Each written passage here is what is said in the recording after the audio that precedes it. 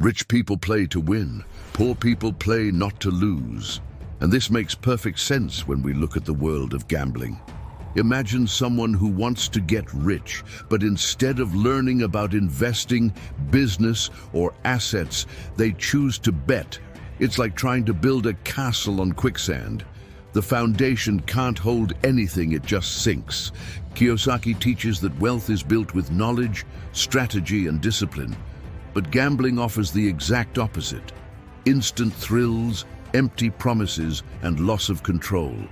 In 2025, this trap is more accessible than ever. Digital casinos on your phone, sports betting available 24/7, and notifications that grab your attention as if they were golden opportunities. But they're not opportunities, they're traps disguised as entertainment. Now look at this real-life scenario. Someone bets $100 every week. In 5 years, they've thrown away over $25,000. If that same amount had been directed toward building a business, buying stock in solid companies, or investing in financial education, they could have multiplied that money many times over. Kiyosaki warns, if you want to be rich, you need to learn to control your financial behavior. And behavior is a choice. Gambling is giving up control. Investing is taking the reins. He also says the most dangerous game people play isn't in the casino.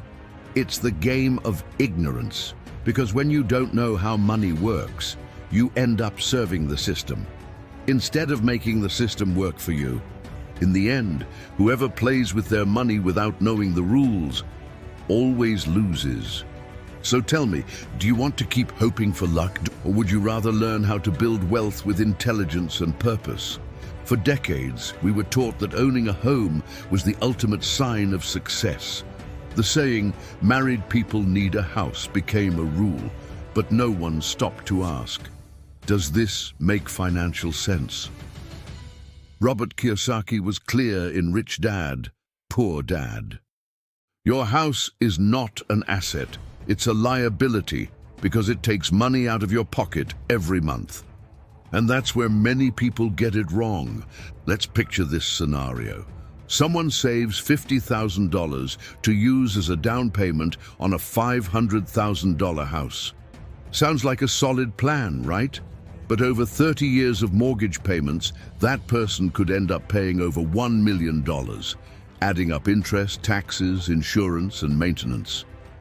Now think with me, what if those same $50,000 were used to buy assets, stocks, rental properties, starting a small business, or investing in financial education? Over time, those assets would put money in your pocket every single month. Then yes, when the income from those assets can cover the mortgage, the person could buy the house without debt, and more importantly, without sacrificing their freedom. Kiyosaki teaches that the rich build assets first, then they buy whatever they want with the income from those assets. Buying a house too early, just to look stable, is like carrying an anchor while still trying to learn how to swim. The debt holds you back, limits your choices, and drains your future.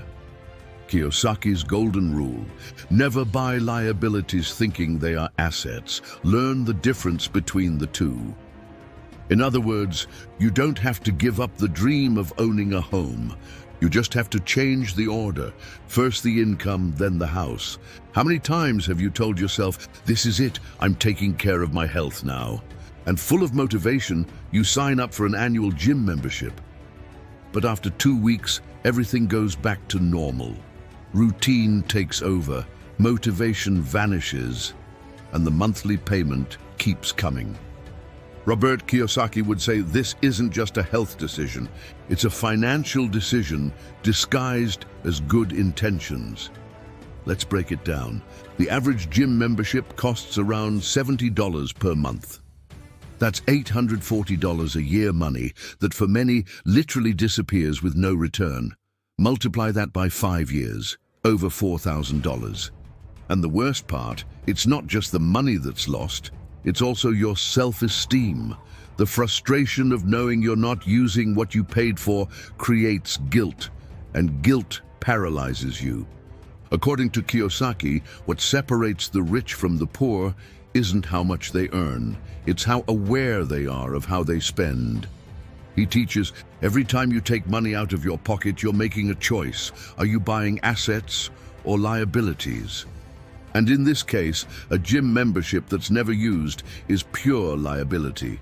It takes your money and gives nothing back, not health, not discipline. Now think with me. What if, before spending, you had tested the habit? Daily walks, free apps with simple workouts, a yoga mat and 2 water bottles used as weights. You would have saved money, built consistency, and then, only then, invested with intention. Kiyosaki always says, the most powerful investment is in your behavior. After all, what's the point of paying for something you won't use just because it seems like a good decision? He himself maintains a health routine without spending on luxuries. Discipline doesn't depend on fancy equipment.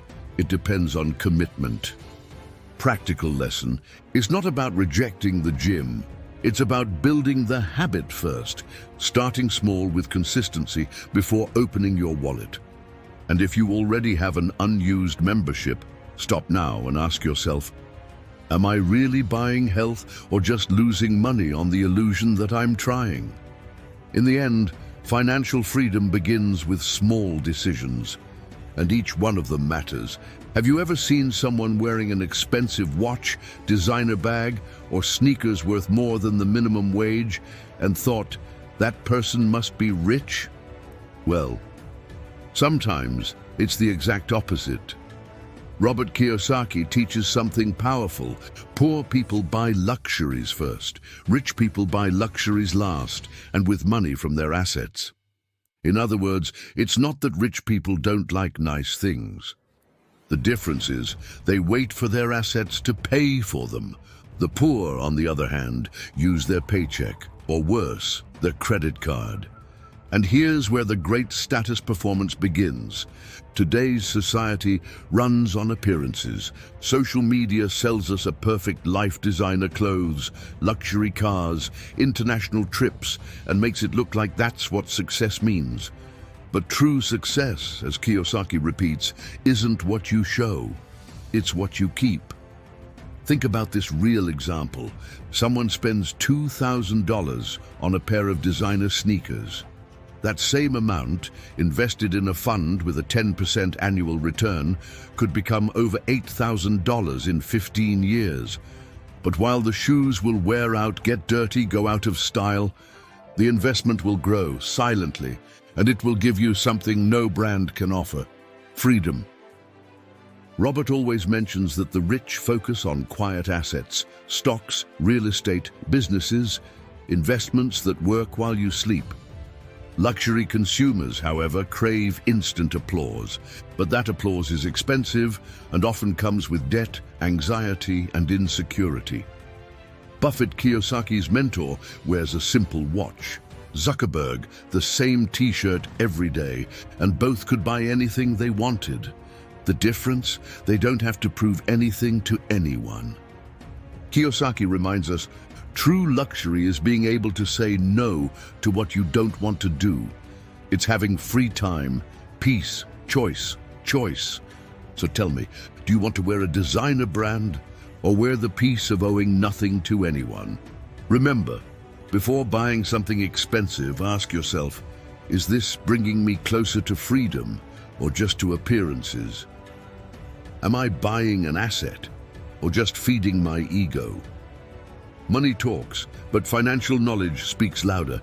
Imagine the scene. You walk into a dealership, smell the new car, get the keys, and for a moment, everything feels perfect. But seconds after leaving the lot, that dream turns into an invisible problem. Your brand new car has already lost 20% of its value, and most people don't even notice. Robert Kiyosaki is blunt about this. A car is not an asset, it's a liability. It takes money out of your pocket every month. And he's right. Let's look at a real example, a $65,000 BMW, bought on financing with interest, insurance, taxes, maintenance, and depreciation. After 6 years, it could end up costing over $95,000. And what's the financial return on that?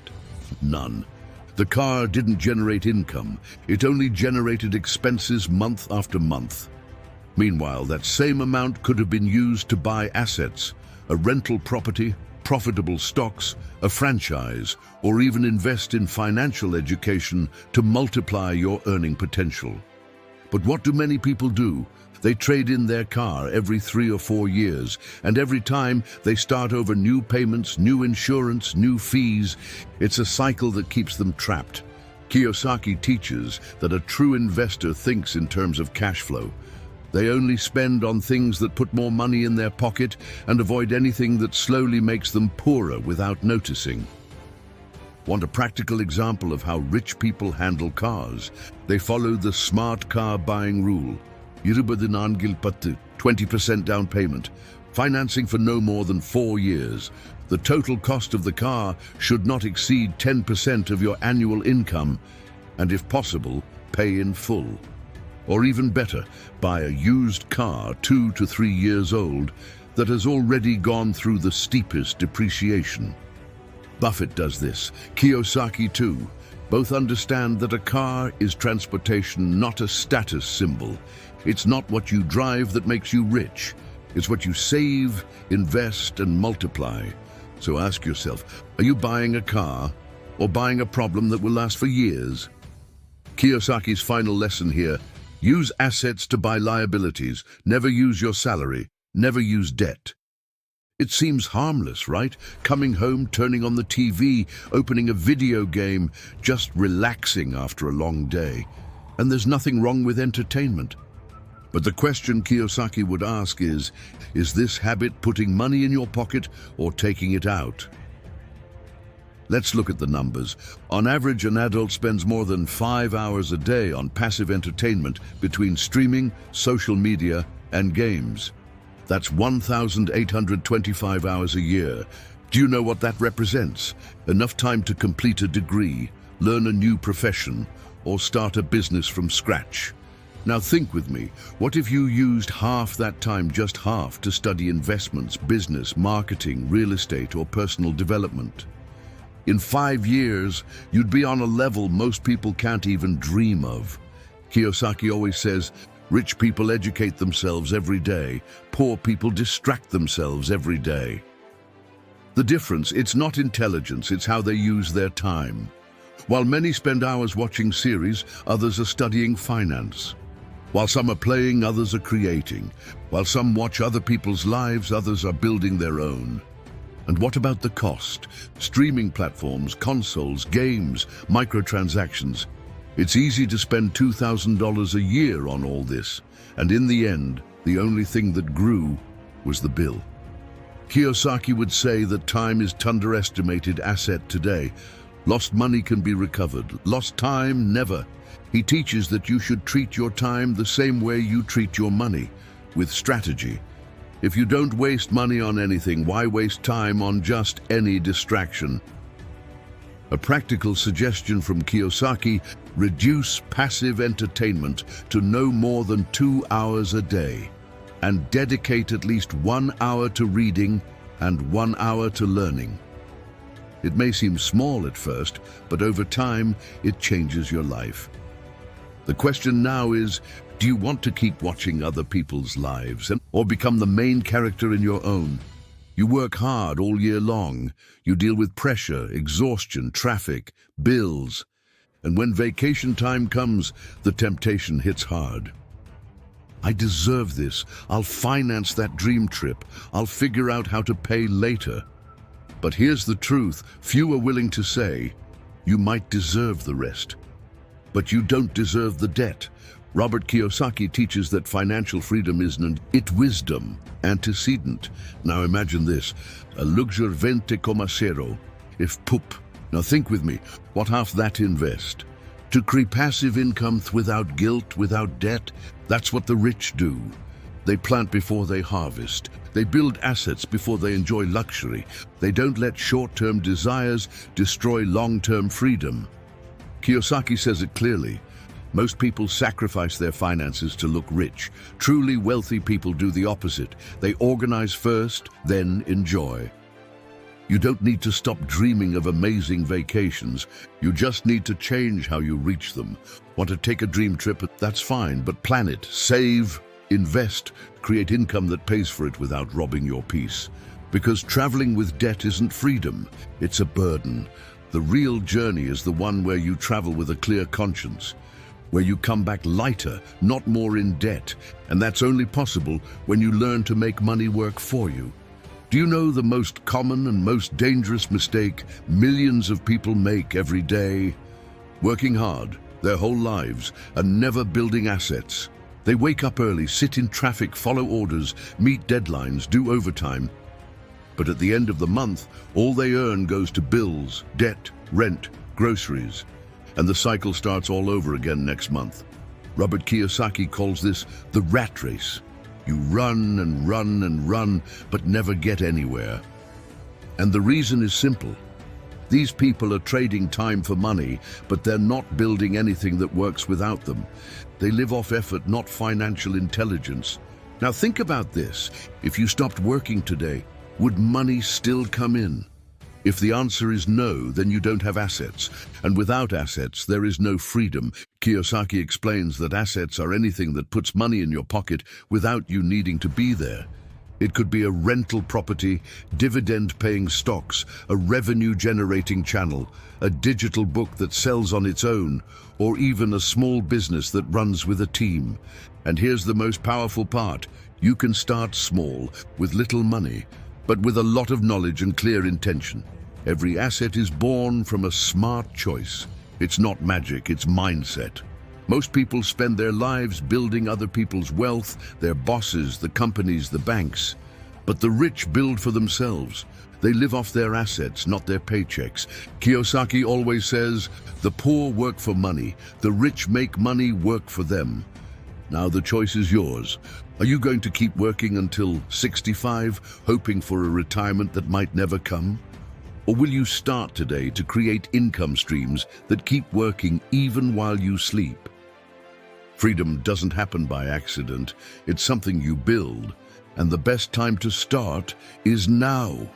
If this video made sense to you, don't keep it to yourself. Share it with someone you know who needs a change in life. It could be a friend drowning in debt, a relative who's always struggling with money, or even that hardworking person who never seems to get ahead.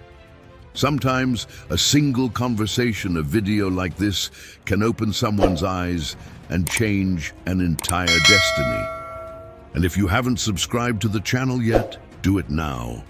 Here we talk about truth, about freedom, about intentional choices, and about how to make money work for you, not the other way around. See you in the next video.